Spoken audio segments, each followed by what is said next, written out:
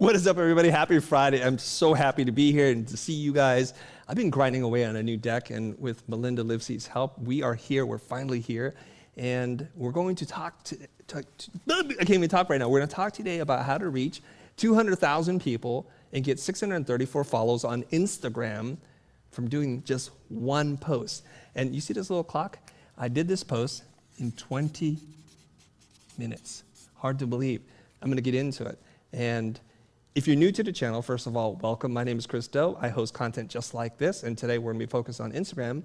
And if you're a regular person to the show and you like the short cut down content, go ahead and skip this video right now because we're going to go deep. It may take an hour, it may take 2 hours, I don't know. So that's the fair warning up front. Let's get into it. Okay, so the post that I'm talking about is this one right here. And the post looks something like this. And all you see are text. There are no images. There's nothing here except for text. And yet, this thing, here are the stats, and this was saved a couple days ago, so the stats will probably change a little bit, but you can see that it's gotten me 634 follows for one post, and the reach is almost at 200,000 right there. And so, how did I make this, and how can you make this more importantly, and what have I learned in doing this? So I want to share with you guys a little bit about the origin story about this post in itself. It started out as a conversation that we did here on a segment we call After Hours, and we invite people and we have a conversation. And during that conversation, there was this whole idea about faking it till you make it. And it was bothering some of the people, and so that's when I started to talk about, I know that the word fake it sounds awful. It sounds like you're a fraud, that you're an imposter, that you're cheating somebody, that there's a lot of deception involved in there. So I helped to reframe that phrase and say, instead of thinking it like fake it till you make it, maybe you should think about it as believe it till you achieve it. And we finished the live stream and everything was fine. But then I noticed people commenting and also sharing on social media the phrase believe it till you achieve it. So I knew I struck a chord. So in that hour-and-a-half live stream, something jumped out. And this is the first clue as to what you should be doing. If you pay attention to your community, if you have a conversation with them and you listen to them, they will tell you what they want to see more of. So I thought, this is cool. People are already sharing it on Instagram and also on Twitter. Maybe I should do the same. So then I took that little phrase, I wrote a little bit more to it, and I posted it on Twitter. And then that post started to get more likes. And I was watching this and thinking, okay, maybe I need to convert that post from Twitter to Instagram. But I didn't know how to take a very short phrase and make it something that can fit in a 10-slide carousel, which is what we're going to be talking about today. So how do you take a video clip, condense it down to what's important, put it on Twitter, test the idea, and then convert that idea into a slide carousel? And that's exactly what I did here. So I will go much deeper into that in a little bit. And before I do that, I want to mention a couple of quick things here. I just want to thank our sponsor who is suiting me here. And this is from Scene Studio, and they make travel suits. And I reached out to the CEO, Ray, and see if we could do something together. So you guys, if you guys like my suit, go visit Scene Studio, which is SENE-studio.com. If you guys use the code THEFUTURE, just like the way we spell it, you'll save 10% off. And what I really like about this suit is that it has this kind of athleisure feel to it. Like as you guys know, I travel a lot, and it's great for me to be able to put on a suit, jump on a plane, and go do my thing, and go back again. So thank you, you guys. Check out Scene Studio. We'll include the links in the description down below. Getting back to this now. How do you do this? How does this all happen? I'll probably flip back and forth today. So I want to talk about, before we talk about the how, I want to talk about the why. Why is it important? Because I'm seeing a lot of reaction from people as to carousels. They don't want to do it. Okay, so I found 3 quotes that I thought were really important and relevant to the conversation we're going to have today. The first one is this. It's about an unexamined life is not worth living. That's from Plato. And that means that we have to kind of start to think about the things that we think about and start to reflect on the things that we know. We have to look at what it is that we think and question that. And then there's a quote here from Flannery O'Connor, and she wrote, "I write to discover what I know." And this quote shocked me. Like when I discovered this, I was thinking, don't you write what you already know? Isn't that how you do things? And so it's fascinating. This concept was taking an idea and inverting it in my brain. And it made me really step back and look at that. And then it led me to this other quote from David C. Baker, who wrote the book, The Business of Expertise. And he says, you gain clarity through articulation. You gain clarity through articulation. And so what these two ideas are saying that I don't know what I know until I express it in one form or the other. And writing for a lot of people is the fastest way to know what it is that you know. And this is why you see so many leaders, entrepreneurs, talk about why they do daily journaling, why it's important to put down your thoughts. And this is mostly to discover what it is that you know and don't know. And this is why I do what I do here with you guys, is because I'm able to hear a question, think about it, question my own beliefs, and then articulate that in some way to you. So how do we do that? How do we articulate our ideas, okay? How do we do that? Now, for some of you guys, the easiest thing to do is to write. So you write. You can write a tweet. You can write a medium-length post for Medium. You can write something long. You can write a novel. You can write a book. You can write a white paper. How else can you articulate the way that you think? What do you guys think? Art? Yes? You could say it. It's okay. I mean, you can grab the mic. I prefer to say in the mic, but I'll repeat it for you. What else? You can do a video. Is your mic on? Yes, you could do a video. Yep. Is that what you do? Yes, that's what I do. Is your mic on? I don't hear you. You have to push the button. There you go. My mic is on. Yeah. So you do video or not? Yes, I do video. Okay. How else can you articulate the way you think? Anybody? Podcast. Yeah, you could do a podcast. Yes. That's great. Photography, yeah. Especially if you're doing photojournalism, telling stories through pictures, right? And sometimes that could start a revolution. So that's very powerful. I just want us to try to write down as many ideas as we can about how to articulate, because I'm not trying to say that there is one way that's better. The best way is the way that works for you, the one that's easiest and most natural for you. Go ahead. Discussion. Discussion, yeah. So we're going to talk, right? Discussion. And a more formal version of this is probably to do a TED Talk, right? We could do that. And you can become a teacher via discussion. How else can you articulate what you think? So, what's that? Audio. Audio. Any form of audio, right. Oh, through music. And the lyrics that you write. And the melodies, okay? So pretty much all form of visual art, any way that you express yourself. And you could do this through interpretive dance, performance art. And that's how you can express yourself too. So you can do it via performance. Okay, so my favorite way of articulating my thinking is through video. But video takes a long time, as you know. You have to light it, you have to shoot, and you have to get the video and the audio in sync. You know what I'm talking about. And that's just the beginning of the work. Because then you have to edit it, and you have to color grade it, and then you have to put the titles, and then you have to spell check the titles, something we don't do so well here, apparently. And so that's a lot of work. So the way I start thinking about this is I want to find the fastest way to express the way I think. Okay? So articulation is to help us to think. And somebody might be watching this video and saying, well, why is that important? Why should I do this? Isn't everybody doing this? And we're going to get into it. So what are some of the reasons why you'd want to share what it is that you think with the world? Does anybody have any guesses or ideas here? Just shout it out, okay? There's another mic in the back, by the way. I think one reason is to inspire people around you. You never know what kind of value you can bring to people just by articulating your thoughts. Yeah. So I'm going to write inspire and serve others. Is that okay? Yeah. Serve. I need to put that right. Okay. What else? To validate, you know what you're talking about, to make sure you know it's true. To get validation. And through validation, I think you start to establish authority. That's a pretty good reason. To get feedback also. Perfect. Get feedback. Man, you guys are sharp today. I like this. Get feedback. What else? To help educate others. So Yeah, to spread so- your knowledge. Okay, inspire, serve, educate. I like that. And then ultimately, something may start to happen. When you start to help so many people, they'll start to look at you a little differently. And I know this word is dangerous, but I'm going to use it because I live dangerously.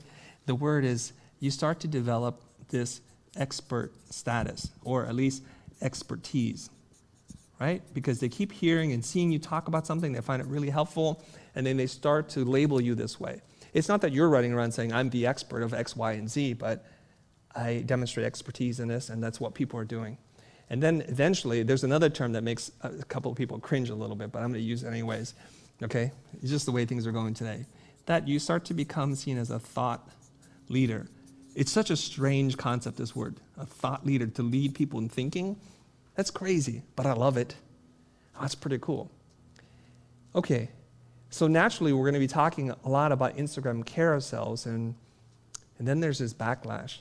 I'm pretty sure you may or may not have felt some way like this when you were going on LinkedIn or on Instagram, and you're seeing carousels all over the place.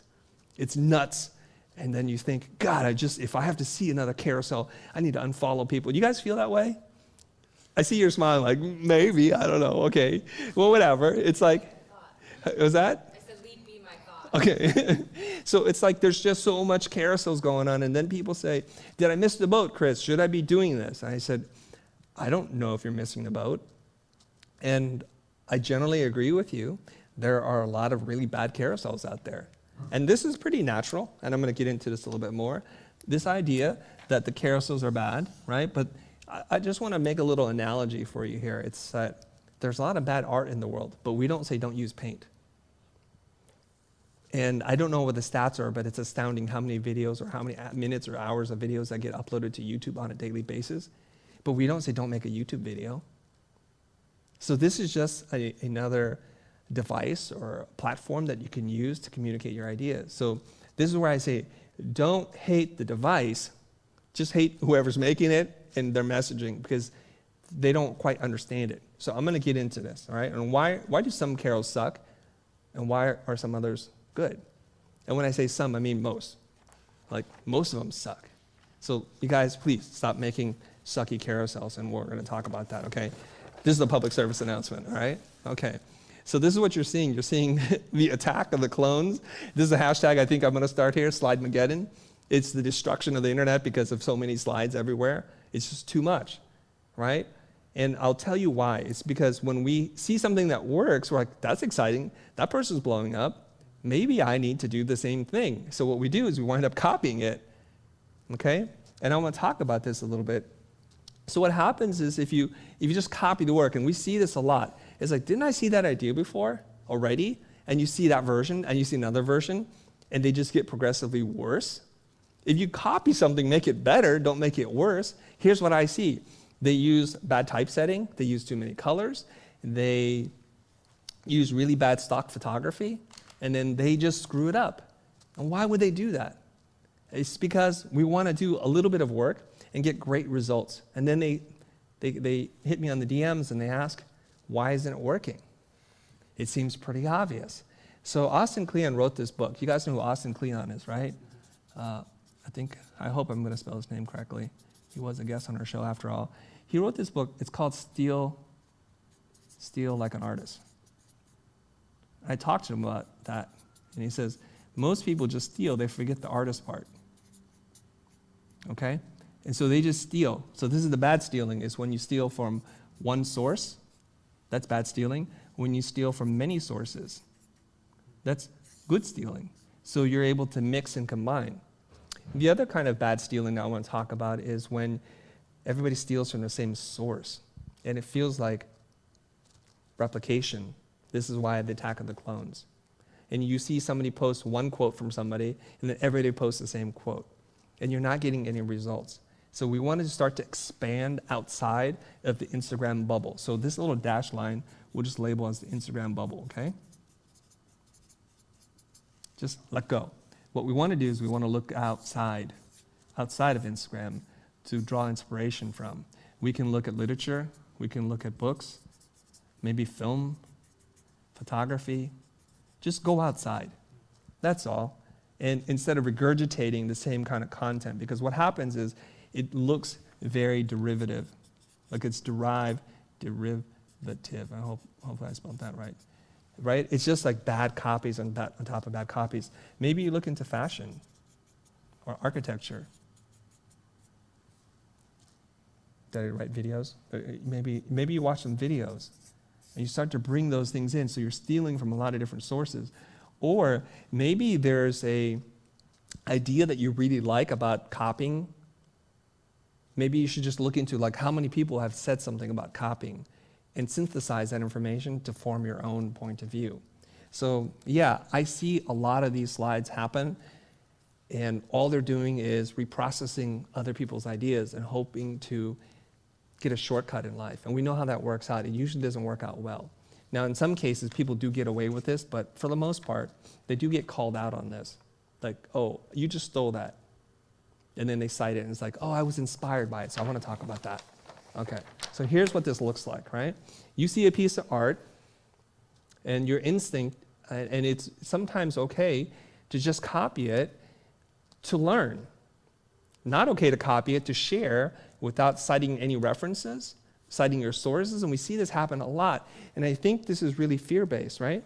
Why would somebody steal somebody else's carousel, change out a couple of images, and in the essence, the pacing, the phrasing, it's exactly the same. I think it's because they're not very confident. They're insecure. That if people see that, they're going to judge them poorly. So they do the exact thing that you're not supposed to do, which is they delete all credit. They don't cite sources.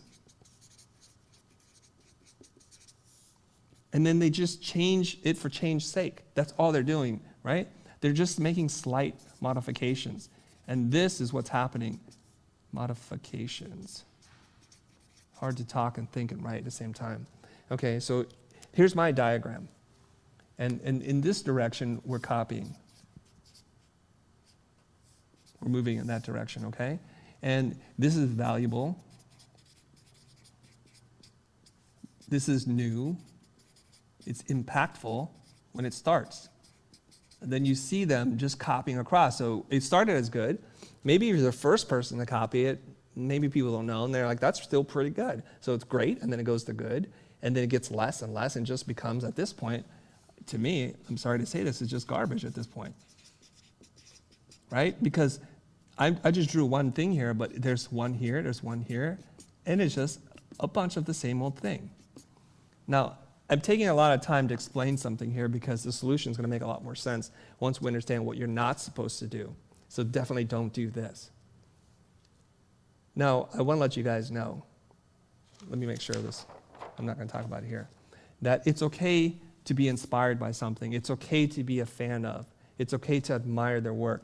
And if you're inspired by something, just repost it. Don't change it. Cite sources and then mention them. Don't hide that fact. Okay? Now you're saying, I love this, I want more of the world to see it. I'm not going to pretend, this is the pretension part, like I'm going to pretend that I made this. Not good. Okay? And so here's another analogy I want to make for you guys, which is this, is that if you took a great piece of art or anything and you put it on a really crappy photocopier and you make a copy, over time it degenerates. And then you lose, what you do is you lose the fidelity of the original image, the sharpness, the contrast, the details, and you lose the integrity of the image.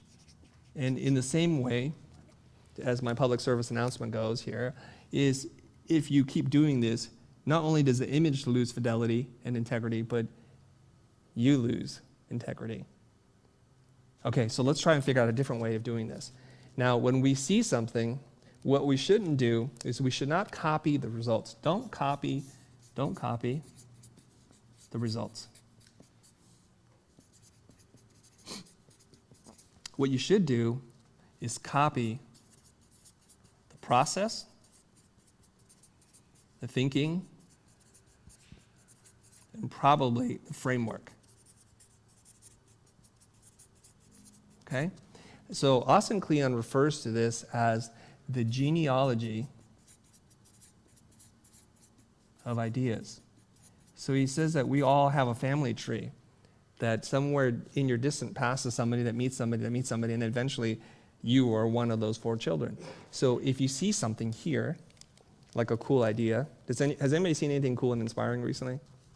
Anything you have? Like, do you remember what that might be? So I can write it in here. I don't mean to put you on the spot. If you don't have anything, don't worry. Yeah. Come back to me. Okay. So here's what we're going to do. We're going to see like a cool idea, right? So the old way of copying is I'm going to take that idea and just do something like it. I'm going to copy that idea. Okay? What you want to do is you want to go up the tree. You want to sit there and think, what was that person thinking about? What were they looking at? So what were they thinking about? What were they reading? What were they watching? What do you think their intention is in making this? Do they have a motive? What was their creative process like? What tools did they use? And then understand that and go backwards. So if you hear me talking about copying, like, okay, stealing, let's talk about the word stealing or originality, okay? And then I go, okay, well, where did I read that from? Well, I would say Austin Kleon. He talks about this a lot. Not only him. There's another person, unfortunately I screwed this up, but Kirby Ferguson. Do you know who Kirby Ferguson is? Anybody? No? He put out this video called Everything is a Remix. You might know that now. And he has the whole Everything is a Remix project, right? And it's no coincidence, too, that these 2 ideas came up around the same time. Stealing like an artist, or steal like an artist, and Everything is a Remix. Okay? So then he goes back in time, and then you just keep doing this until you go back to the source. You do it just enough times. And so what's really cool is you're not seeing somebody's interpretation of a painting. You're actually going back to the painting and then to the photograph and the models in which the original artist was looking at before they painted it. And that's what I'm talking about. So the genealogy of ideas is an idea from Austin Kleon, is to go backwards, to get back to the source, and if we can do that. And so that, I think, is really cool. And it reminds me of this quote from Jim Rohn, who I quote quite often, which is, success leaves clues. All you have to do is pick them up. It's like literally like right there, or figuratively, I should say. It's figuratively right in front of your face. All you have to do is pick them up. Okay. Now, do you guys know who Jim Rohn is? Some of you do, especially if you watch the channel, you may know who he is right now. But he is like the godfather of business philosophy. And if you follow people like Gary Vaynerchuk, switch colors here, and people like Tony Robbins and Brian Tracy and Darren Hardy, who are well-established authors and thought leaders and entrepreneurs, and Gary Vee. They all, in some way, say something very similar to Jim Rohn. So to me, when you're inspired by these people, try to figure out, because if you read their biography, they usually do credit who they learned their ideas from, and it usually points back to Jim Rohn.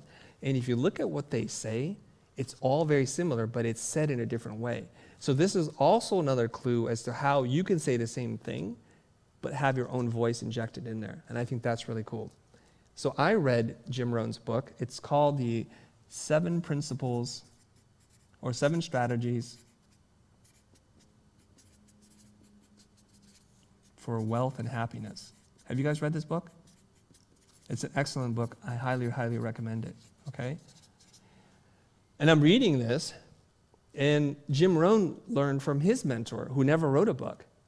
So he had a mentor, okay? So his mentor was a guy named Earl something, I think, but I don't remember his name. Earl Nightingale? No. Good guess. That doesn't sound right. I mean, you could be right, but I don't think that's the name. And then Jim also says, well, the original source of all this stuff was the Old Testament. So he's going back to the Bible here. You see how this works? So if you wanted to try to be more original and to create more impactful content, keep tracing things back to its source and then discover it for yourself and then wrap it around your voice and your story. And this is how you do this, okay? Any questions so far? Yeah, go ahead. There's 2 mics. Melinda, can you help us out? There's another mic right there. Thank you, Melinda. Just got a mic here. Just turn on your keypad. So what are you describing to me? I can't stop thinking about trends. Right? How like, you know, how social media trends and how people jump into repeating. Yes. You know, so could you explore a little bit more about like the relationship of this with the trends? Because what you're saying is that do not copy, but at the same time, nobody wants to reinvent wheel. So you kind of, you know. Yeah. I don't think I can't stop thinking. I'm trying to think just how to articulate my question, but yeah, that's what I was thinking. What is your name? Giovanni. Giovanni, hold your thought. As I turn these pages, see if I don't just unravel it all for you. Okay. And if not, try to articulate your thinking into a question that I can answer. Because we can talk about trends, but I'm fearful that I'm going to take you down a path that you're not going to go down, maybe. But I will tell you right now that, you know, maybe there aren't so many new ideas. Maybe. I'm not sure. Okay, but we'll talk about it, all right? So I want to talk about this thing, and you see all these teachers, these so-called experts, these influencers that exist on the internet, and they talk about this. And they always say, what's the number 1 rule? The number 1 rule. You guys know what the number 1 rule is? It's right here in front of you. They say, make high-value content. That's what they say. Make high-value content. And I sit there and I read those things. I'm like, oh, I'm sorry.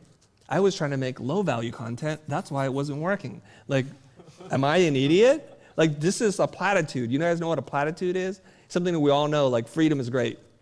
You know? It's like, yeah, we all need oxygen too. But to say, make high-value content, because what's the opposite of that? Make low-value content? Nobody wants to make low-value content, so I think they say this because they don't even know what to do. So I'm going to try and help you a little bit here. I'm going to dig in deeper into this thing. Like, what does it mean to make high-value content? Like, we agree, but now you have to explain it. Okay. The first thing that we all want to do is we want to make something new. We want to make something fresh. And the word that usually people throw around is like, I want to be an original person. I want to make something original. But how many new things do you know that exist out there? That's a very difficult thing. And it's like we all love an idea that we've seen before. So I personally believe, this is just my own belief here, there are very few new things. And the longer that we live, the less likely it is that you're going to be the person to bring something new to the world. So we become obsessed with creating something original. Now, original might mean original to you, but it's not original to me. Now, let me explain that. Meaning, you don't know where you got the idea from. That's just called ignorance. So when you show the work, and you're like, this is really original, and if somebody has enough of an art history background that they can sit there and say, well, no, this is really what Gauguin was doing back in this, in this painting, and your idea isn't really that new, right? Like if you look at Shepard Fairey's work, you might say, wow, that's really new and fresh, and it actually is not. The Russian constructivists have been doing this, and actually if you look at the work, it's almost the same. And then you say, well, that's a really new idea, this obey giant thing, obey, you know? And then you look at that film, which he referenced in the 80s, and it's like literally the exact same typeset. So why does he get credit for doing something new? Now, his work is worth a lot, and I think the work is actually quite good. Why is that? Well, because he pulled from an 80s movie, obscure, one of these grindhouse films, these B films, you know, that nobody watched. So he's bringing something that's new to you.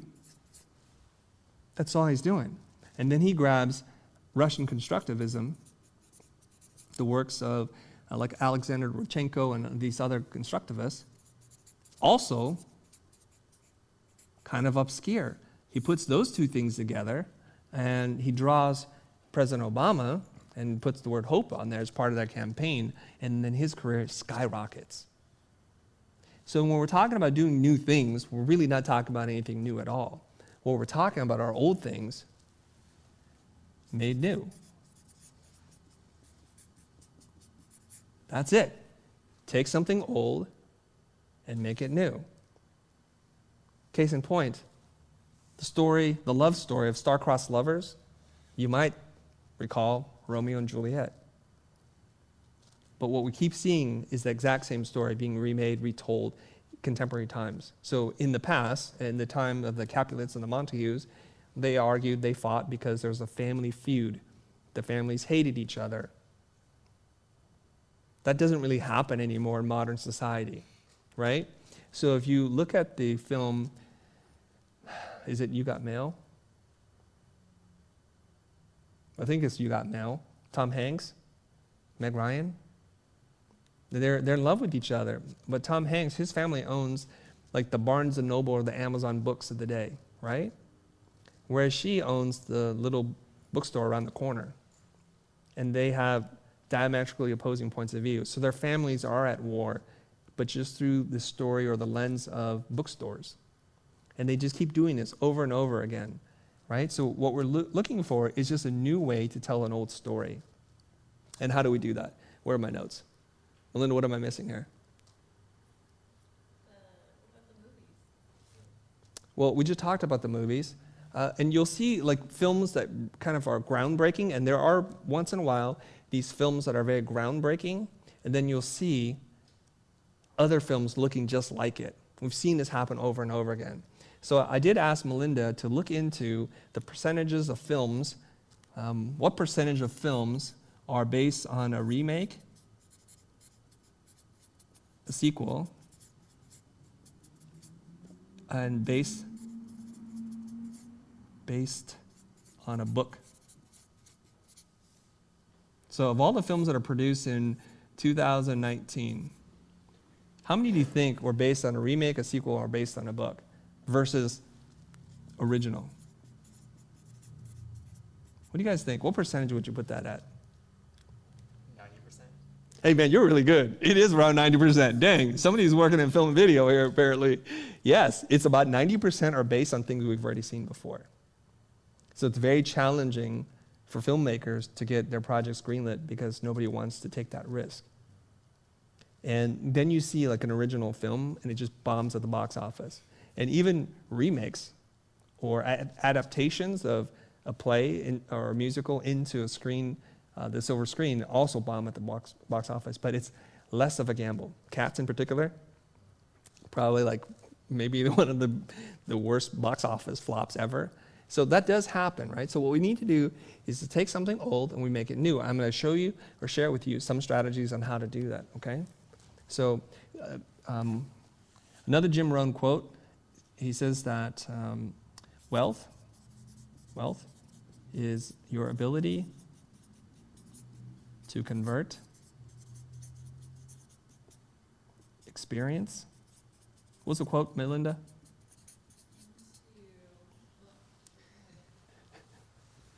Into equity and capital. I think there's another word besides experience, right? Knowledge. To convert experience and knowledge. So before I was talking about people referencing Jim Rohn, and why is it that Tony Robbins is super successful? Why is it that Gary Vaynerchuk has a couple hundred, like I don't know how much his company's worth, but several $100 million when they're all using the same source material? So they do something, it's called filtering. So the key here is to convert, is to change, to transform. What you want to do is you want to transform something into something else. And the more you're able to do that, the better the idea seems to be. So let's get into that. So I have this metaphor. Apparently I'm not the only one who refers to it as this, is we're going to talk about creativity. So what you want to do is we all aspire to be very creative, to be fresh, new, and different, and hopefully groundbreaking. And so if you look at a rubber band, there's 3 states of the rubber band, okay? Where it's normal, we're going to call it like this. I'll draw it. It looks like that. It's not stretched very far. And one where it's stretched really far. So it might look something like this.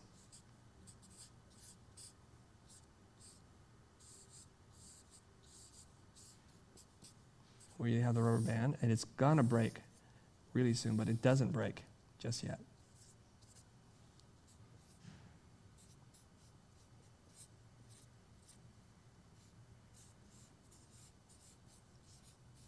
Okay? That's a really far stretch. And then what happens when you stretch it too far? It just snaps. And hopefully you don't lose an eye.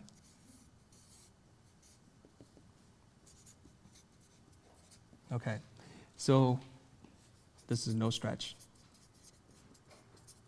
What we're talking about here is to be able to take something that's familiar and make it new, make it unfamiliar. And I'm going to share some ideas on how to do that. But so if we don't do anything to the idea, basically we've not transformed it at all. We've barely touched it. And so this tends to be really boring or derivative, like a copy. And if we pull it so far apart and so wild, it becomes broken and too abstract and hard to understand. And we see works of art like that. Usually experimental videos are like that. When you walk into a gallery and just like weird colors, and I'm like, what does this mean? I don't get it. So the magic is somewhere in between. The farther you can stretch it, an idea, the more you can transform it while still not breaking it. That's the magic. So I'm going to talk about how to do that, okay? So one idea is called the big small. And the big small is this. This is how you get people to see something they've always seen in a new way. That's what I mean, the new old, or the old new, okay? The big small is something like this. Take something small and make it really big. Or take something big and make it really small. And it forces us to kind of re-examine something that we've looked at for a really long time. Andy Warhol did a great job about this, right? He would take common household objects and just present us in a new way. So he would take the Brillo box, the packaging for Brillo, and just print it out and make them really big. Or he would take the Campbell soup can, which is quite famous, and just paint them so that we would have to examine this differently. Another way that you can do this is to take, say, you guys know, I'm going to draw something here. Hopefully you guys know what this is. You guys know what that is? The escape key. We see it on the keyboard. Now with all the scissor mechanisms, the keys don't look like this anymore, but the classic keyboards that have such a great ergonomic feel to them with great feedback, it's like that. And yeah, we see that on the keyboard. We don't pay attention to it at all, but if you make this really big and you turn it into something like this,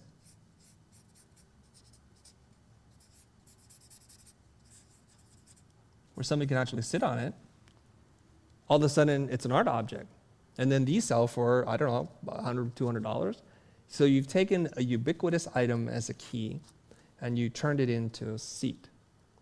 Conversely, you could take something like a chapel of some sort,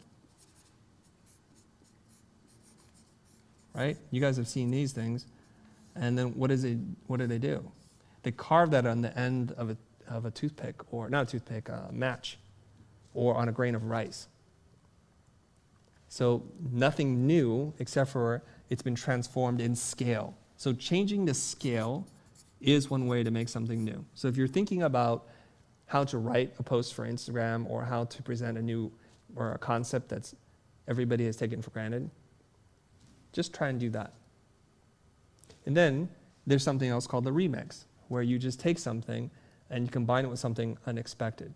Does anybody have an example of that? There's lots and lots of things like that. Anybody? We were doing so good earlier today, and now I told you your brain might hurt, and we're getting into brain hurt territory right now. Yeah?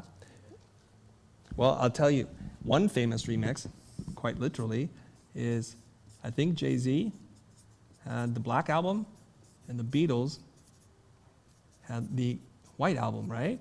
So this is the White Album, this is the Black Album, and I think Danger Mouse, you know Danger Mouse? He took those and mashed them together and made the Gray Album, quite literally taking two things and mixing them together. Here in Los Angeles, we're kind of well known for our fascination with street food and food trucks, right? So a while ago, there was a food truck that was always like with a long line. Like every time you rolled up to it, there was a long line. They would tweet their location, and then you'd have to hunt them down. And I think it's called a Kogi truck. And they took Korean short rib, and they mixed it with tacos. So you got Korean tacos, mixing two cultures, Korean with Mexican culture and smashing it together. And that became something quite interesting and new. And now there's a bunch of permutations of that kind of idea. Like fusion foods, we see that a lot, right? Fusion foods. And there's something called molecular gastronomy. You guys know about this?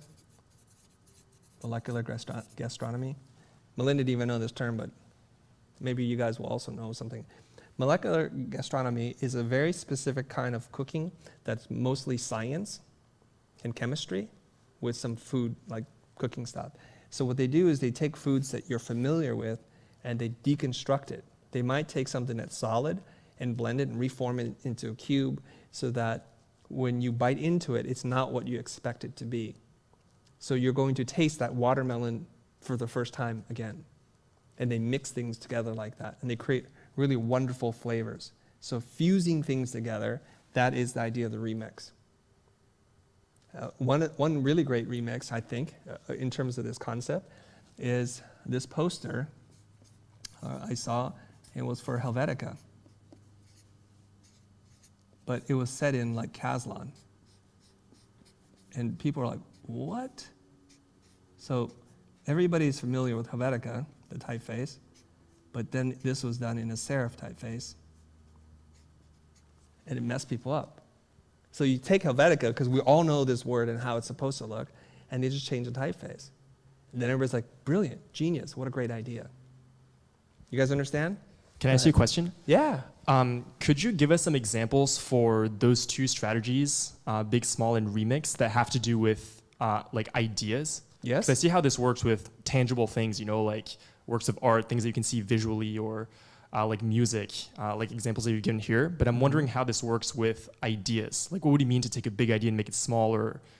Like a image? Well, because I'm thinking, I'm like, for me personally, when I communicate ideas. And so I'm wondering, could you apply those to like abstract concepts? Like what? Well, I'm thinking of an example from the future, for example. If you talk about a concept like, like value-based pricing, or something that has to do with something like that, could you apply those strategies to like those kinds of ideas? Yes, most definitely. How would that work? Okay. Is $10,000 a lot of money for you? For me, yes. Yeah, so if I were to try to sell your course for $10,000, would you say that's a big number? Yes. Okay. And then I'm going to tell you, normally I charge clients $100,000 for that. Is $10,000 a big number? No. Well, that's what I mean. Or if I tell you that people who have taken this course, this is totally fictitious, this is not something, people who have taken that course now have made $40,000. Would you consider this number big? No. So I just applied the big small principle for you on an abstract idea. Is that what we're talking about? Yeah, no, I was thinking about it in the context of, making a post for Instagram, or in the context of a carousel. I'm wondering how this works. I'm like, okay, I have an idea of what I want to make a post about. And then the challenge is to remix it with one of these strategies. So I'm having trouble seeing how that works and like concretely. Okay. Because our audience is very broad, from photographers, architects, videographers, fashion people, graphic designers, I have to give you the broadest kind of conceptual frameworks, and then hopefully you start to connect the dots yourself. Got it. Because I could sit here and try to figure it out with you specifically what you're doing, but I'll show you how these things work, okay?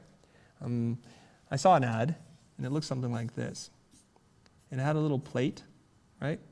And it's one of those frozen dinners, so it has little compartments for peas, a little piece of meat, a dessert thing.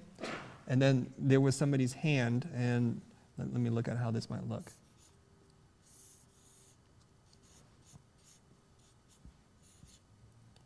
And the fork was like this big, right? So this is somebody with a napkin or a placemat and looking at their food. And this was something about like, we don't make small size meals. Like we make meals for full grown adults. So they just took something and just made it really, really small. And then this was an ad. Okay. So if you're looking for ideas, I have a folder with thousands of images like this that I just collect because I used to teach like advertising concepts to my students, right? So I would recommend that you look at Archive Magazine There may be a K in there. I don't know if they spell it like that. Archive Magazine. And all they do is showcase the best conceptual ads from all over the world. Are you looking for more ideas like this on how to remix and combine? Oh yeah, I was just looking for a couple examples, but I totally understand what you mean by, I'll come with them myself. Yeah, I was just curious. Okay. So these are different ways or different frameworks for you to start to think about this now, because we do aspire to create things that feel new and feel fresh. And so what we have to do is just find things that we like and try to find that place where they overlap. I saw a really brilliant ad. You guys know what Preparation H is? I mean, we're getting older, so we should know, I guess. I think Preparation H is for, what is that called? Hemorrhoids, thank you. That's why, hemorrhoids, right? Something like that. I don't know how to spell it. And they drew this thing with I'm not going to do a great job drawing this, but this is a bicycle, right? Cropped really tight. And this is where the seat goes, right? Have you seen this ad before? And the seat looks like this. It's a saw blade. And just looking at it made me hurt. Like, I understand this idea. So they took the saw blade, which we all understand, cuts, and then they just replaced the seat and put it in there. Brilliant ad. So they found the overlap between two things and put them together. I'll show you another ad, okay? We're going down a different hole here, but we're going to do it anyways. Who cares, right? I saw this ad, and it was something like this. Let me see if I can draw this the right way.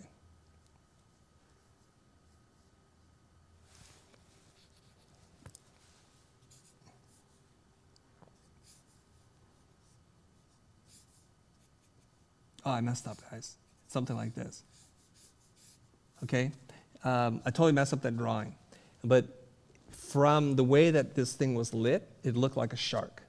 Let me do this again. Kind of on the spot drawing here. So it was the front of the car, and then it looked like that. And then it's like this. Yeah? That looks like a shark now, right?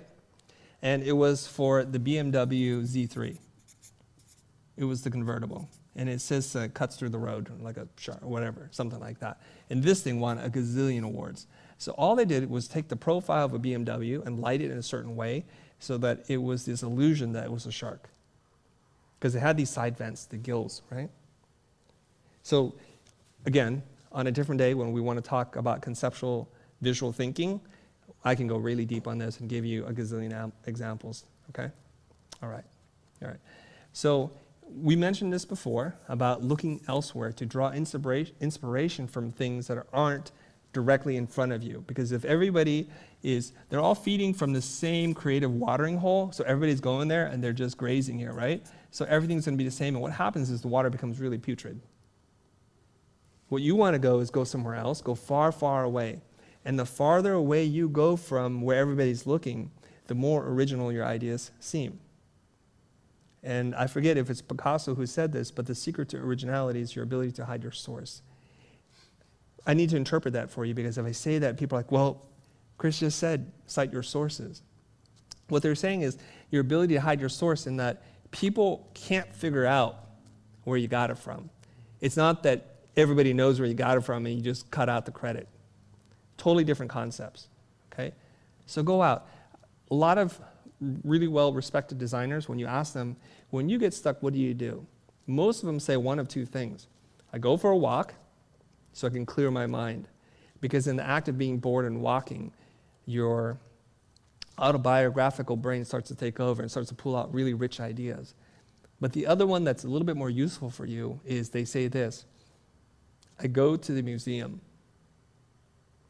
The high art that's there really breaks my thinking as to what is possible.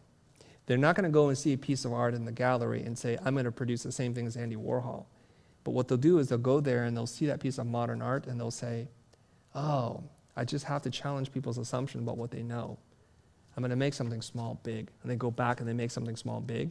And then people won't say, well, that was Warhol, wasn't it? Because he doesn't own that idea either. Okay? But if you copy the silk screening technique of Warhol with the offset colors, then they're like, that looks like a Warhol, doesn't it? And that's where you kind of get into some slippery slope territory there. The other thing that you can do, which I highly encourage you to do, is when you see a piece of content, an idea, I want you to think about how this relates to you. Make it personal to you. When Jim Rohn was talking about referencing the Old Testament, he would say, like, the best stories, the best business lessons have already been taught in Scripture. But what he does is he takes the Scripture and he changes it and makes it contemporary and relates it to something that's happened to him in his life. So in that way, you own the story that nobody can take from you. And if you can do that, you'll do really well for yourself. And one thing that you can do is you can look up on the internet writing prompts for creativity or whatever, writing prompts, right? And the writing prompts are nothing more than little thought bombs thrown in your face so that you can think about what it is that you want to write about. So one of them I wrote is, they're not mine, I just collect these things, is what's a big failure you've had? And if you search into your mind, you'll come up with the first one, and the second one, and the third one, and the fourth one, and just start writing. And that's one thing. Or what's a turning point in your life and your career? Those are inflection points, and something happened. So there was the life before and the way that life is now.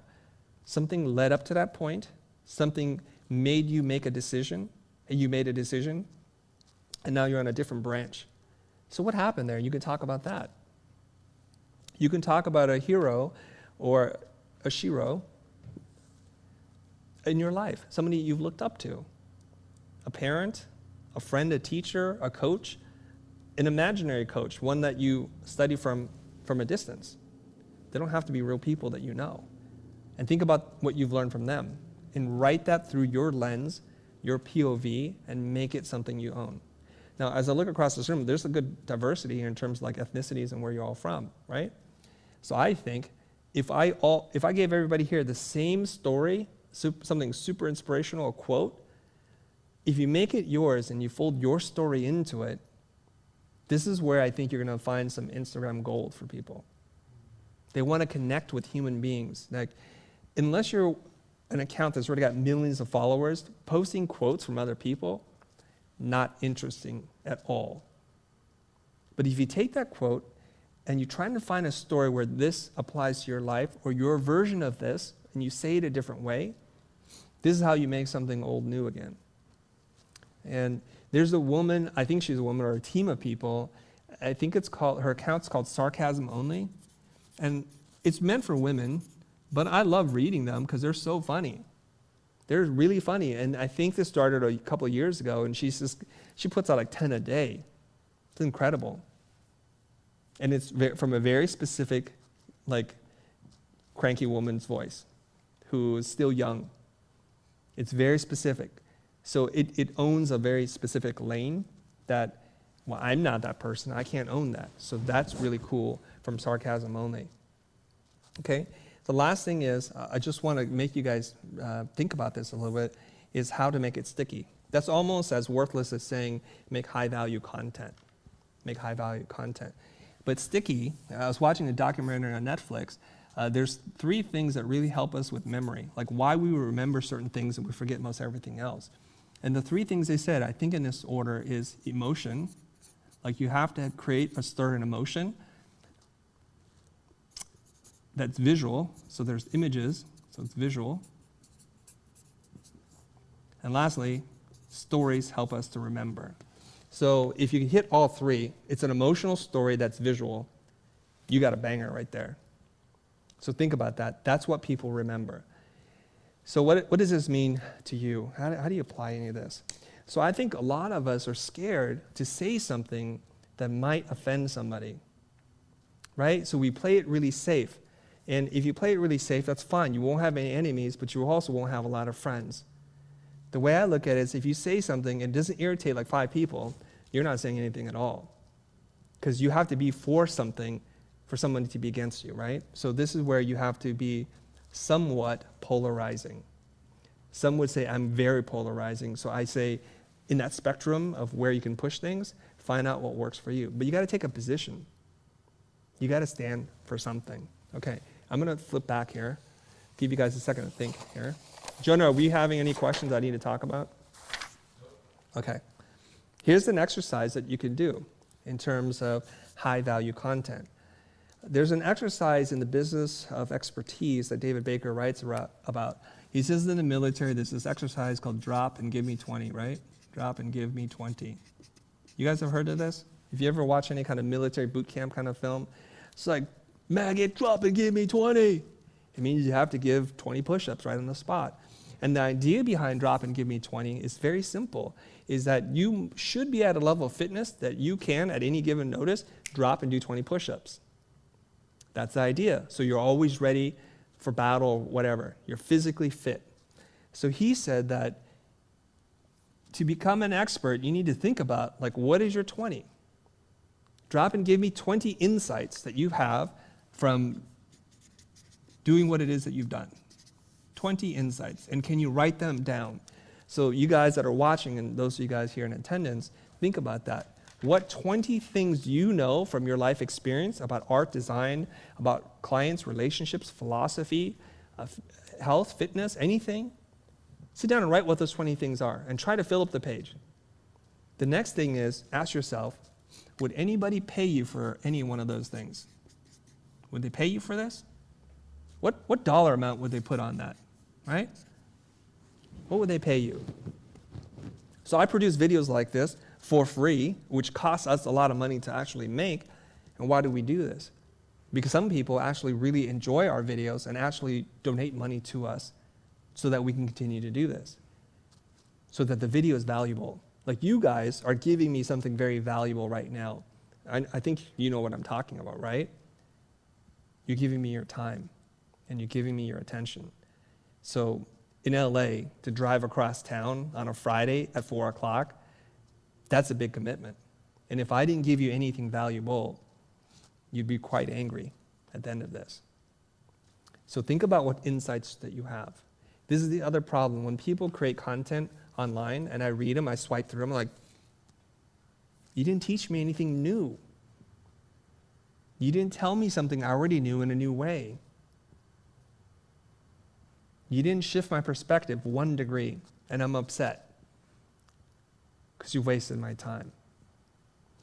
The opposite is also kind of dangerous, where you put too much information on each slide that it becomes so dense that it doesn't become fun anymore for me to swipe through your carousel. So there is that kind of right amount, and it's not a formula I can tell you, but you know it when you see it. When you see somebody's carousel and it's flowing really nice, and it's building up a story, it's creating tension for you, and it gives you a satisfying conclusion to a story or a problem, then you feel that's great. So think about this. I have a coaching group. I tell them, you guys are all experts. Tell me what your 20 insights are. And they write, and then I ask them, what would you pay? What would a stranger pay to know this information? This is the key. This whole ability about wealth, converting your knowledge and experience. What is somebody going to pay you to hear, to show up, to drive across town and give you their time and attention? That's very valuable. Okay? Questions so far? Wow. Okay, please. This is kind of all your talks always takes me to different places. So this one is taking me to music conception, right? When you're like creating the songs, you know, there are like thousands of songs with the same structure, the same chords, the same notes, and the same, and yet they do sound different. So I think I was thinking on to make it different. It could be something like unexpected, right? You got to be. I think that's a factor that I can, from all of those big, small remix and all that kind of, being unexpected makes a big impression to determine if we've seen it or not, right? So yeah, that's okay. So more of a statement. It was more a comment of where my mind went to when I was thinking about this. Like in pop music, there's only so many chords that people keep playing over and over, right? But they find slightly different arrangement, and maybe stylistically they play it differently, but it's kind of the same. In bass, is it like there's only 3 notes you can play, but there's infinite variations of that, I think, or something like that? I'm not a musician. I'm going to get in trouble for saying this because the internet's very smart and they don't like it when I say something I don't know. So I'm going to walk away from that one, okay? All right. So we're kind of, I'm 4 pages away here from reaching the end here. Okay. So now let's get into the nitty and the gritty. How are we going to do this, okay? Now, I'm going to share with you very specifically how I was able to make this post in 20 minutes. I'm constantly looking for ways to optimize my process and my workflow to get the most amount done and create the greatest amount of impact because I just have so little time to do this stuff. So I want you guys to get into this mindset to beta test before you launch. Beta test everything. What happens is I'm going to make an assumption, a broad assumption here, and sometimes you make an assumption, you get it wrong, is a lot of people just post it on Instagram and hope it works out. And if you're new to this game of creating carousels and trying to teach, it could take you a day. It used to take me almost a full day to make one carousel post. And then some would work and some wouldn't. And when they don't work, I get a little sad. And some work and I'm like, what happened? I can't figure it out. So I have a formula for you that will help to ease some of the pain, to speed up the creative process, and allow you to try a lot of different ideas to be able to iterate at the speed of thought, okay? And this is how it goes. There's a graph here, and the graph looks like this, and I want to be able to start with the easiest thing that I can do while doing the least amount of work. This is me. I'm really lazy. I want big impact for almost no work, and my mind is hardwired to think like that, okay? And then what I do is I translate that into something and I try it out via sketch form before I commit to actually making anything or searching for any images. And the way I do this is I test ideas. Now, where might be a good place to test ideas that is so easy for you? What do you guys think? Well, for example, you can do it on Instagram. You can do it on your stories. Or just talk into it and see if you get Yes. any feedback for that. That's that just good. takes 10 okay, seconds. you can do IG stories. Great. Good job. What else? Like Twitter, no, like you no said, production, right? You can't do anything. You can't edit it. You just got to record and go. Great. What else? You said Twitter earlier. Yes, Twitter. Anywhere else? Quora. You answer questions on Quora? Is there 2 R's in Quora or 1? One R. Okay. Where else? Conversation. Yeah, just tell someone. Yeah, just sit down and let's talk, right? Friends, use that friend network and say, hey, I've been thinking about this. I want to tell you this story. Everybody's got to eat, so you meet them up for lunch, you tell them a story, and if they lean in, they're like, tell me more. They just can't get enough of this. You're like, okay, something there is working. And if you're not getting the reaction you want, either change the story or just forget about it. Where else can you make ideas really fast? Yeah, you want to be able to make ideas really fast so you can test things. Well, it's similar to stories, but I do live streams personally to just get it Live out streams, and, yep. and do like long stream of consciousness type things. Yeah. Kind of like my original example about believe it till you achieve it. It was a long conversation.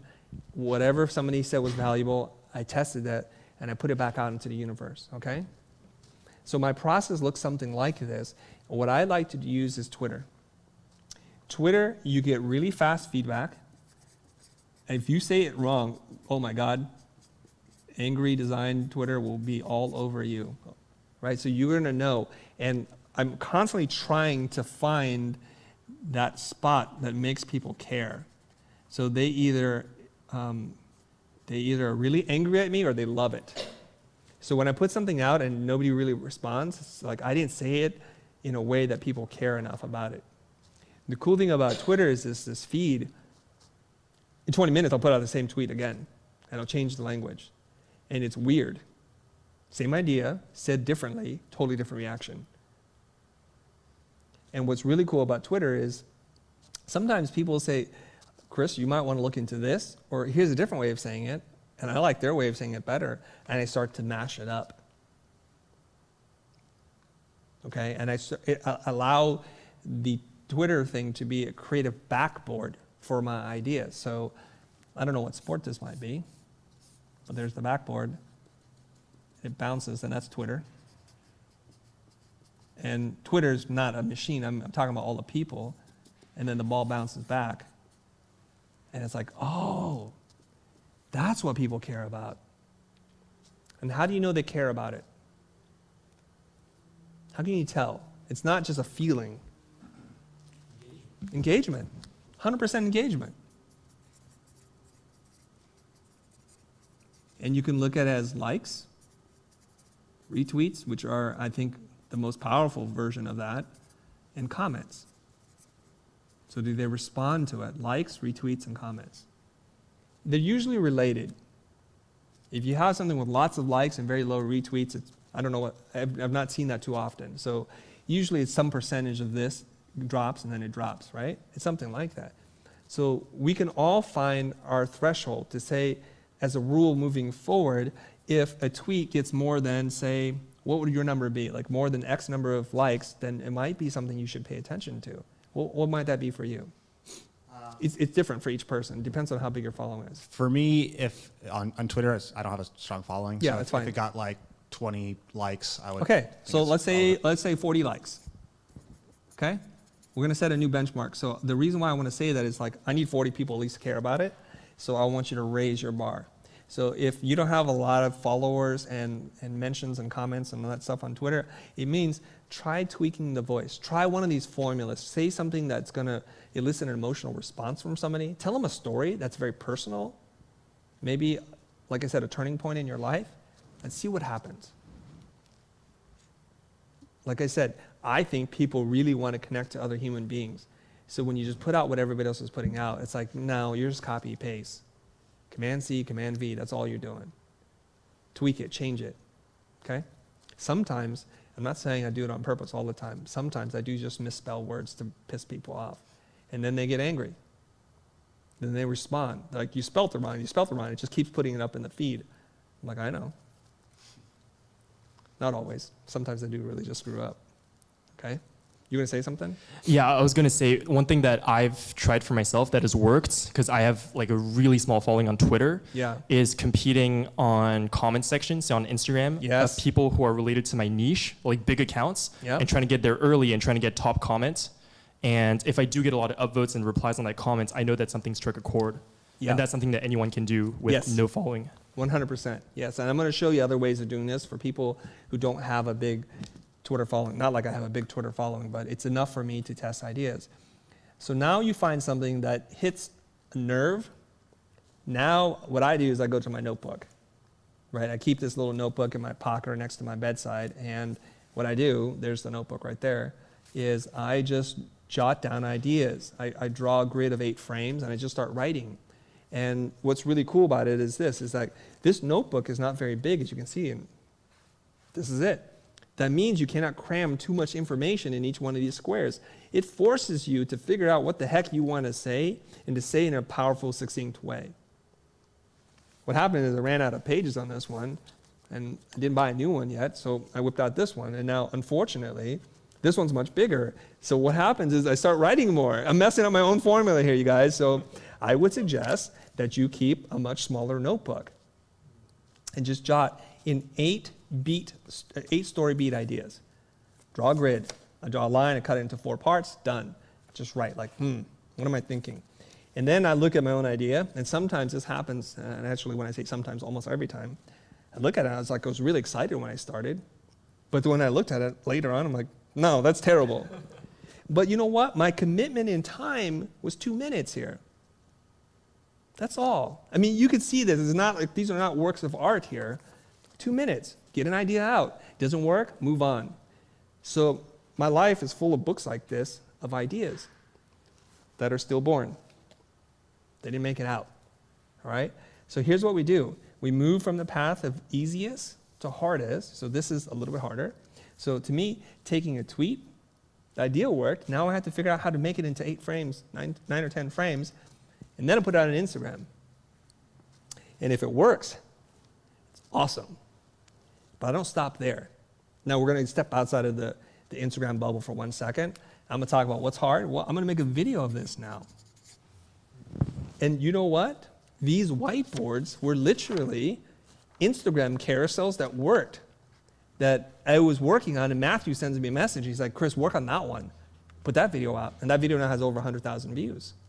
So I just test an idea, and when it works, just like Hollywood, I do the remake, I do the sequel, I do the Broadway musical adaptation of it, and I just keep doing that. And if it still works, I'm going to go to LinkedIn. I'm going to drop it on LinkedIn. So this is how you're able to make like one high-quality piece of content and find different expressions of it. And you can now do, like I said, you can do a talk on the stage. You can transform this into a podcast. And something that I may or may not do, I may just take my favorite Instagram posts and turn them into a book. So this is how I like to work, meaning to do as little work as possible and to get the most reward from my work. But I'm not going to just pick any page. I'm just going to pick the ones that people like the most.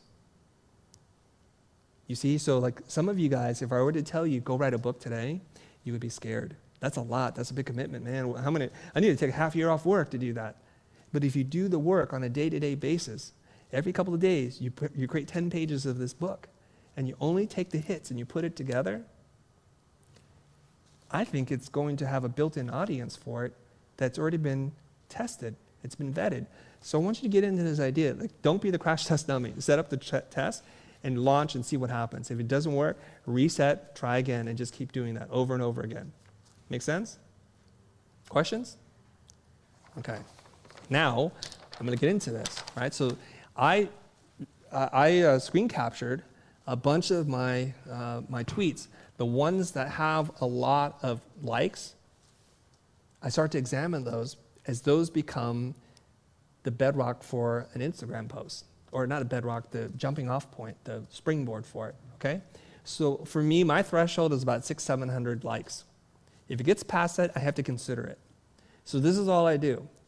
I put out thoughts very carelessly, I want to say, meaning that's what Twitter's for, just testing, bouncing ideas off. And if something sticks, I'm like, dang, okay, that worked.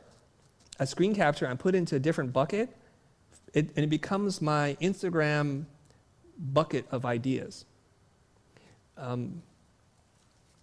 Woody Allen, the famous American director, writer, in the documentary, he talked about this. He said, everywhere I go, I just write down little scraps of ideas, little prompts, like a woman falls out of a car, and that's the beginning of the story.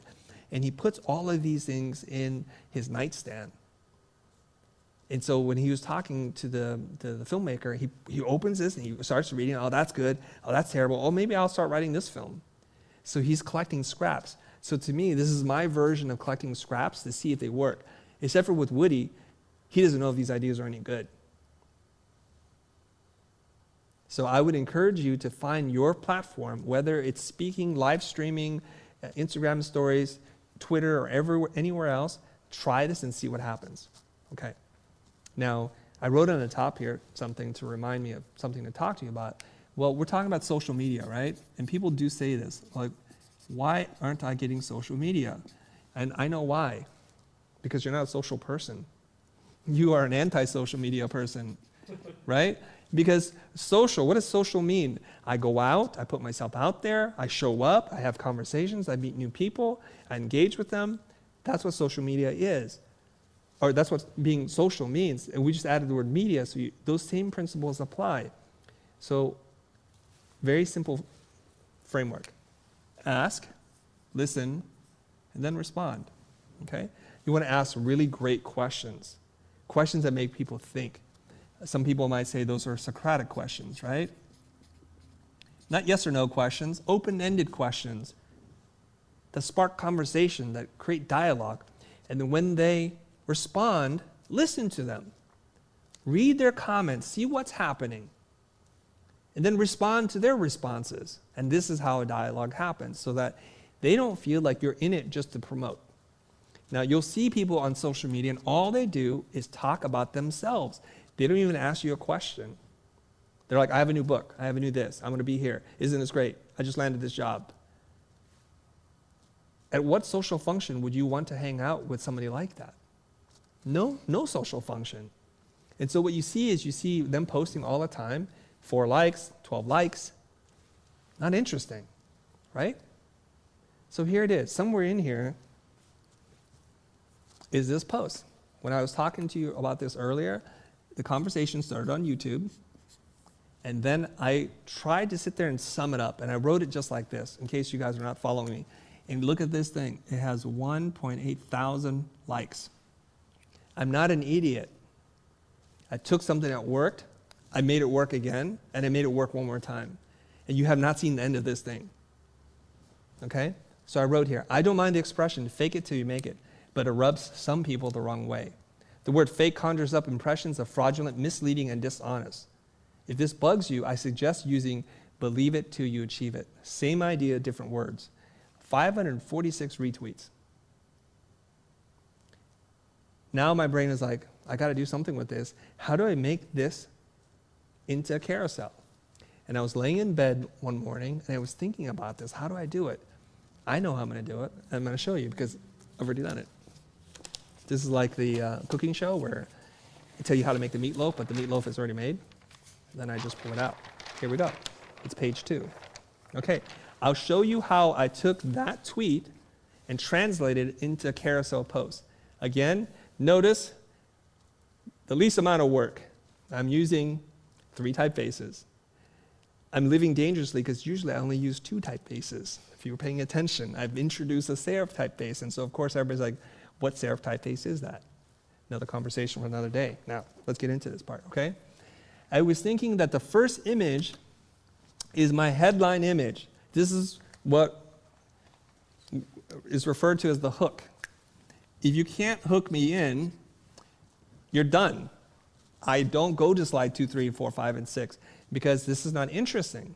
So I have to think of the most bombastic, attention-grabbing way.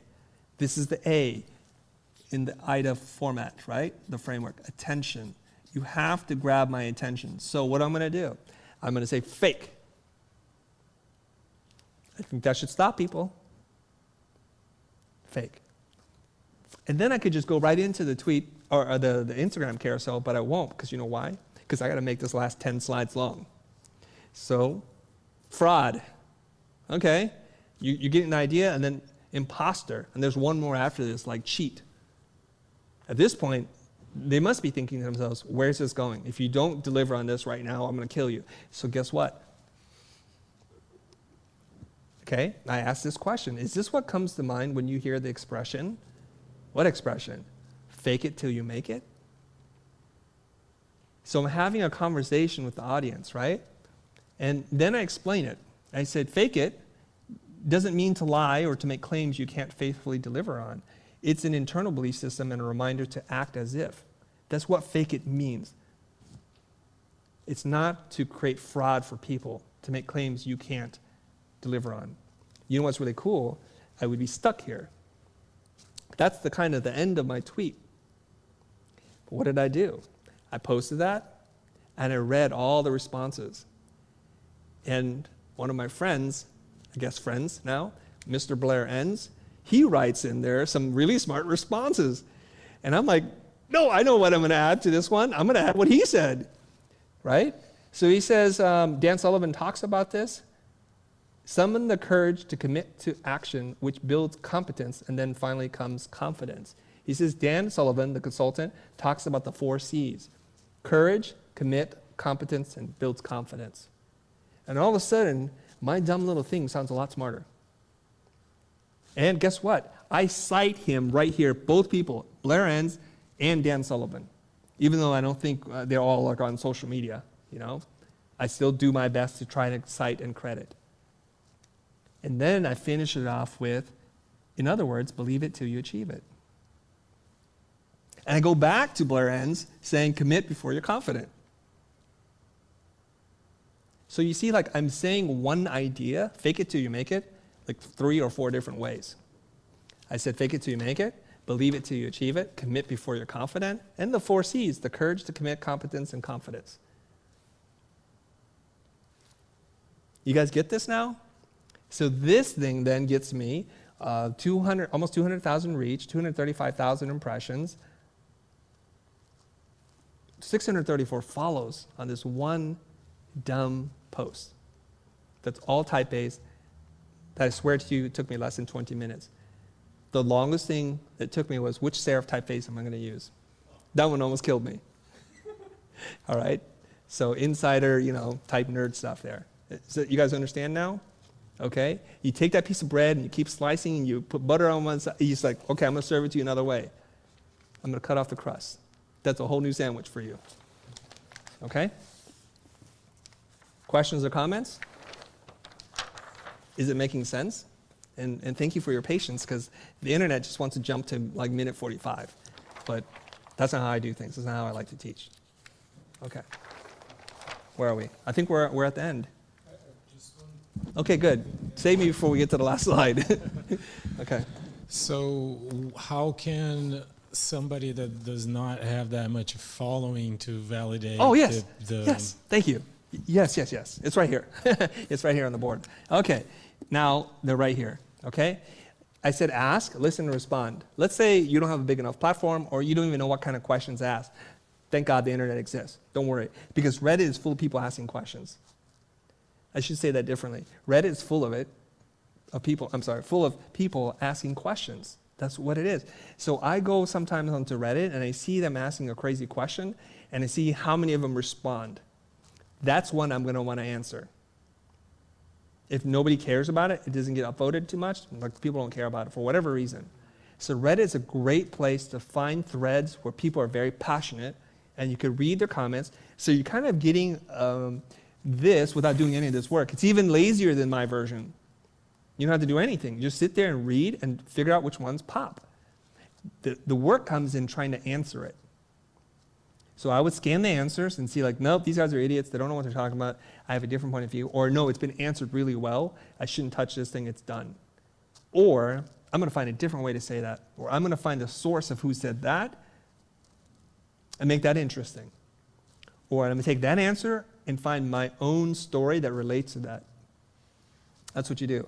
So you can go to Quora. Quora is another place where people ask questions to get answers. You can see what's trending on Google, like what are people searching for as a jumping off point. But there's also this awesome website. It's called answerthepublic.com. And it's a really cool place to see like what people are interested in asking about.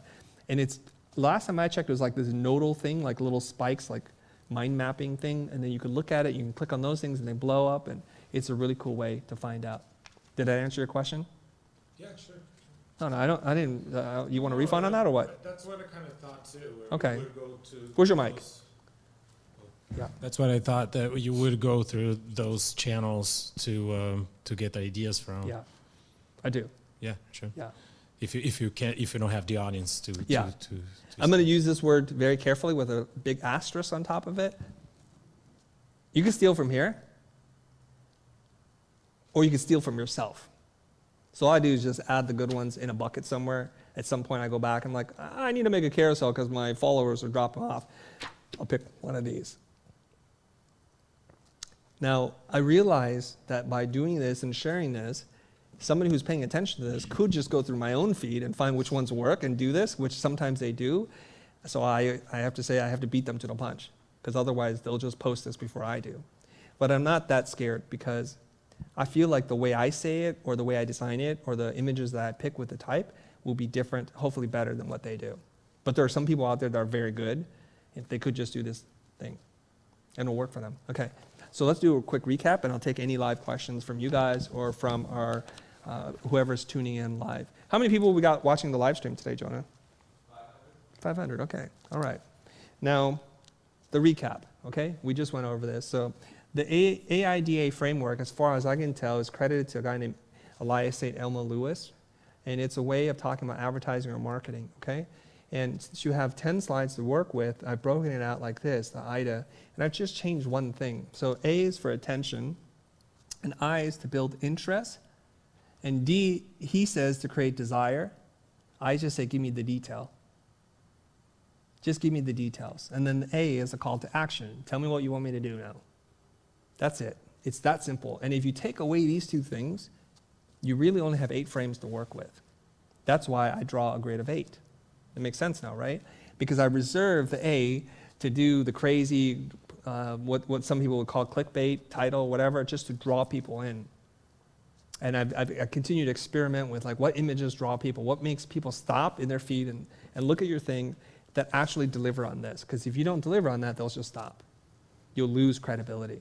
Okay, so the recap is this, that curating is okay, and copying is not. So don't mix these two up, please. Don't take somebody else's post and delete their credit and call it curating. It's not curating. That's not called inspired by. That's not called learning. That's just called stealing, and that's the worst kind of stealing. You're just being a plagiarist. Using somebody else's work, barely making any changes to it, and calling it your own. It's not helping you. I promise you, in the long run, it will only hurt you. Instead, it's totally okay to curate, meaning I've combed the internet and I found the best, most relevant things to this audience, and I'm just going to share that. And I'm going to make sure I create a win-win situation Win for me and win for the person who did it, because I want to make sure that all credit is given to them. And I'm going to help them grow as well. Now, I say it's okay, but the person that you're curating might feel differently, and each person will respond differently. Some people can say, take down that post. And I would suggest that if you get negative feedback on that, delete the post right away, apologize profusely, and don't do it again to that person. That's it. Because there are some internet beefs going on about people stealing other people's content like this all the time. Sometimes I get into those threads, and it's horrible, okay? Now, the kind of copying that we want to do is not to copy the end result. We don't want to copy what it looks like. We want to copy the thinking, what inspired that person. We want to trace the roots back to do the genealogy of ideas and trace back the origin of where those ideas come from. If we can do that, we're doing something good for ourselves, and we're going to learn something. And we're going to be able to make posts that are much more interesting, that are going to stand out from what everybody else is doing. We just talked about this. The social part is to ask, to listen, and to respond. You don't even have to do the asking. You can just go on forums, groups, Reddit forums, and just listen and see what people are talking about, what's something that you know something about and can add another dimension to it. That's how you do it. And then when you have an idea, when something sparks, think about what people remember. Something that's emotional, something that's visual, and something that has a story. Those three things are key for people to remember what it is that you're doing. So try those ideas out. Don't be afraid to break some eggs, because they say you want to make an omelet, you got to break some eggs, and to test your ideas quickly and not to overcommit to any piece of content or idea that you have. Try it out. If it works, dive a little deeper. If it still works, keep going and take it all the way and leverage that one piece of content into as many things as you can. And I think there's probably, if you're very creative, no end in how you can repurpose content that works for you. Okay? And then last thing, and I said this last time, I'm just going to say it in different ways. Please be patient. People expect miraculous results overnight. Doesn't happen. And the opposite side of that is to be so precious with your post that you never post anything. A lot of people think, oh, it's just not going to meet my standard, and I understand. So the analogy I'd like to make is that you're an actor on a stage. You think social media is opening night. It's rehearsals. And we're all rehearsing, and all the world's a stage. So it'll be totally okay. All right. If you guys enjoyed this live stream, this whiteboard session, I'm going to ask you guys for a huge favor, not only to check out our sponsor, but also to consider making a donation to support what it is that we do. I'm on Venmo. You guys can just send me money, which people do. Next time, I'm going to read off the list of people who have sent me money. I appreciate you guys. Thank you very much. Now, let's open it up to some questions here. What do you guys want to talk about? Relevant to what we just did. Go ahead. So my question would be on that last slide that you have a call to action. Yes. What would be appropriate for a call to action? Comment, or what do you pull engagement? What do you do there? Yeah. So what kind of call to action should we ask for? What makes sense to you? If you're selling a product, you might say, go click on this link. If you are like me, all I want you to do is to probably like it and make a comment. That's mostly what I want you to do. And to get a little stronger, you might ask them to share, which I think is like an airplane icon. I believe this is the highest ranking one, the second highest ranking, and then this would be the third. So it'd be like this, if you want to. Share, comment, like. But I tend to try to ask them just to do one thing. I see these slides now where at the end, the call to action is like, make sure you ring the notification, message to somebody, comment, and then a like. It's like just one thing. Just one, okay? That's all I'm going to ask for, because otherwise it's too much. And it's weird because you would think that everybody remembers to like, comment, and share, but they don't. So guys, don't forget to like, comment, and share, and hit the bell notification. And then they do it. That's how it happens, because we just remember, oh yeah, all right. And they'll do that. So a link would work. If you're in the creative service business, you could say something like, I design logos for a living. If this is of value to you, click on the link in the bio. That's all you need to do. You're not going to close somebody right here. The carousels are not meant to be your direct path to money. It's an indirect path, not a direct one. Oddly enough, I don't do creative service work anymore, but in December, I got hit up by 5 different people or companies, some very sizable companies, asking for help with their social posting and their design.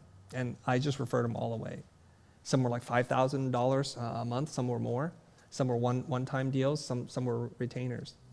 So it's really weird. Like, I'm not looking for work on Instagram. I'm just looking to grow an audience and to teach and help people.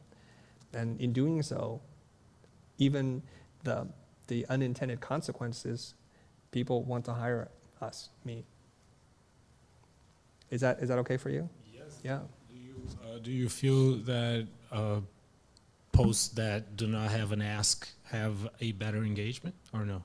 Or you like an actual ask of your product or service? You know what I mean? Like, not an ask of like tag your friend that needs to listen to this, but more of like, or do you think that like engagement works better than trying to pull the person? That's what I'm just trying to grasp. I don't know. I don't have enough data to be able to answer that in any real way. But when I was going to launch an Instagram masterclass, which I'm still going to, I say, look out for the Instagram masterclass. Now, there's no masterclass. There's no link. There's no sales page. I haven't even written it yet. But people keep asking me about it. So it's telling me that does work. So if you create something that's valuable, that's in alignment with your service or product, people are going to become curious. Like, I want to learn this. I want to sit in a room with you and let's write a carousel together from beginning to end. Critique, review, add images, design it, and create a template. I'd like to do that with you sometime. So I say, I'm going to do a masterclass. And then people become very interested in that. So I don't have any data. Yeah. Okay. Any other questions? Yes. So in the ask, listen, respond framework, when you're responding to questions, I was wondering, have you ever run into a scenario where there's a question that's really hot and you know that if you answer a certain way, it's just going to get a lot of engagement because it's going to fire people up a certain way. But in your head, you're also like, that's not exactly what I want to say on this topic, or that's not how I would answer the question. And if you do run into that, do you stick to what is completely true to you? Do you find a balance? You twist things a certain way so that it resonates more? How do you personally deal with that? Yeah, that's a good question. I'm going to try to take a step back and tell you my philosophy on this and then get into the answer, okay? My philosophy on this is that you, all of you, are complex beings with lots of thoughts and feelings, and you're not entirely consistent with yourself even. One day you might respond to a challenge one way, and another day you would respond completely in a different way. So I think we're like this full spectrum human being, and we only show the world a very small sliver of that spectrum. Like we say, of the spectrum of light, the visible light that we can see is very small, right? We know that. It's very small because we can't see infrared, we can't see X-ray. There's a lot of stuff we can't see. So the visible spectrum is quite small relative to the spectrum. So when I'm here with you, I'm showing you a version of me, not my whole version. When I'm with my children, it's a different version. None of them are fake and none of them are 100% true. It's because it's too much for anybody to know all of you at once in one sitting, right? So I think when somebody asks you a question, you have to ask yourself, what spectrum do I want to show? Do I want to show that person I'm an experienced filmmaker? So you put your filmmaker hat on, you talk to them super geeky about that, or I don't know if you're a dad or married or any, like there's different sides, and that's the beauty of life. It's not that I want to go home and talk to my wife like this way, and I don't talk to her like this way, right? I don't come busting in the door. I'm like, hey, honey, what's up? I'm happy to see you. It's a Friday day, and I don't talk like that, right? But on a show like this, I want to bring some energy to what I'm saying so that people don't fall asleep. I'm fighting the preservation of calories. People want to go to sleep right now. So I have to say things in a certain way. I also know that on social media, I'm not trying to be mean-spirited. I'm trying to be direct because I think there's a lot of wishy-washy answers out there that are not clear. In saying it directly, I know I'm going to offend people. Not by my intention, but I just know that's the consequence of it. And I have to be okay with that. And that's not okay for all of you.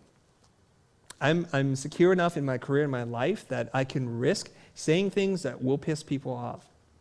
I even put it in my description sometimes.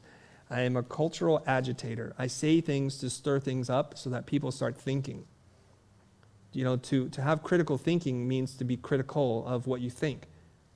So when somebody asks you a question that's very thought-provoking, it will piss some people off, and some people will say, that's an amazing thing. Like, I gained so much clarity because of that. I'll give you another example. You've seen videos like this when people talk about how to grow your Instagram following, and they generally give you like super like cut and paste answers. Like they just read an article somewhere on the internet and just put it out. It's all pretty garbage, right? And they'll do it in 15 minutes, and they get lots of views. And I watch that, and I could do the same thing. But instead, I'm doing an hour-and-a-half live stream with you guys with 11 pages of like thought-out ideas, and that's how I want to teach. So I'm going to show this kind of more professorial side, and to go really deep when other people go really shallow. But that's just the spectrum I want to show, okay? So I think you need to go and ask yourself, what brand am I comfortable with sharing with the world? And then step into it in small stages. Don't go full crazy like all you, because people will freak out. That's all. Does that help you? Yes. Okay, great. Good question. The lovely couple, you guys want to ask a question? And then we're going to wrap up, okay? How about as far as the look of all of these and the topics, should it all be like niched? Or if I have a like idea that I want to express through the carousel, does it matter if it's design and then philosophy? You know what I'm saying, as far as gaining followers and stuff? Yeah, so I'm going to answer this question in two ways. What I think you should do and what I do, and they're not the same. I think you should go super niche. That when somebody scrolls up on your feed, they're going to check out a couple of things, and if it looks like what they want, they will follow you. And your whole point is to grow a follower, right? Because they're subscribed to your channel. But if you post something great on philosophy, and the next thing is design, and then it's about cooking and something else, they could all be great posts, mind you. But I didn't come here for that. And so you're going to get, I think, greater velocity in followers if you just stick to one thing. And there's a bunch of people like James Lewis. You guys know who James Lewis is? He does hand-painted like 3D lettering. He's really great. That's all he does. And he has way more followers than I have. And then you see a person like Stefan Kuntz, who does like lettering, hand lettering too, way more followers than me. Logo Inspirations, over 1 million followers. All he shows is logos. So I'm the weirdo who is interested in lots of different things. So for me, I tend to post things on a couple different topics. And actually, I have different keynote decks labeled this way, so I know like what keynote deck I'm going to open up, because it could get very confusing. But that's just me, okay? So I have one for marketing, one for business, one for design, one for mindset. I know it's crazy. And one for Instagram, like a masterclass. I think I'm missing one in here, but business design, yeah, I think that's what I have. So I have at least 5 decks, and the decks are getting like really dense now, because once it has too many slides, I duplicate it and I create number 2 and then delete the other ones, so that there's business 1, 2, 3, and etc. Because opening the files becomes pretty massive. Yeah. So that's what I'm doing. And I'm sure this is not helping my followers, but I don't care. I have other ways to make money, right? So I would say for you to pick a lane and go super deep. The more niche you go, the easier it is for you to grow a following. Okay? All right. Any other question? I'm like super thirsty now. Okay. One more? Yeah, I have okay, another bring question. us home. This is it. Okay. Yeah. The question I was going to ask is, when you select which questions to answer, Yep. if you have a question that someone has asked you, or a couple of people have asked you, and you know that it's not going to hit the majority of your audience, but you know you can really impact a small portion of your audience, would you go all in on that? Do you table that? Is there another way that you communicate that? What would you do in that kind of situation? Yeah, when you say you know, it's like you have a hunch and you never know for sure. Yeah. Because I posted things before that I think this one's not going to go anywhere, and I'm embarrassed and I'll delete it later. And then it takes off. I'm like, I don't know why it would take off. And to date, you know, my best performing post ever is one I didn't even write. Greg Gunn wrote it. And that one is slaying. So I'm like, oh, I thought people were going to get mad at me for sharing a guest post because they're used to a certain thing. And now I'm allowing a couple of people to send me carousels that I will share their carousel on my feed. And I keep thinking, this is not my design. It's not even my voice. I don't even believe in this. But they're like, love it. Okay. So you just never know. And I just think that we falsely believe that the certainty of the outcome. I'm not so sure. If you feel like somebody really needs it and you have a really good answer, give it a shot. Put it out there and see what happens. And after a couple of times, it just is dead, delete it, and then don't do it again. But you just never know. Okay, we're just still in this place of exploration, and I would caution you, like, don't narrow down so fast on what you think is going to work until you have evidence to say, yeah, this is causal, like this and this are connected. Okay? Yeah, thank you so All much. right. Okay, guys, that's it. Thanks for tuning in, guys. Have a great weekend, and I'll see you guys next time.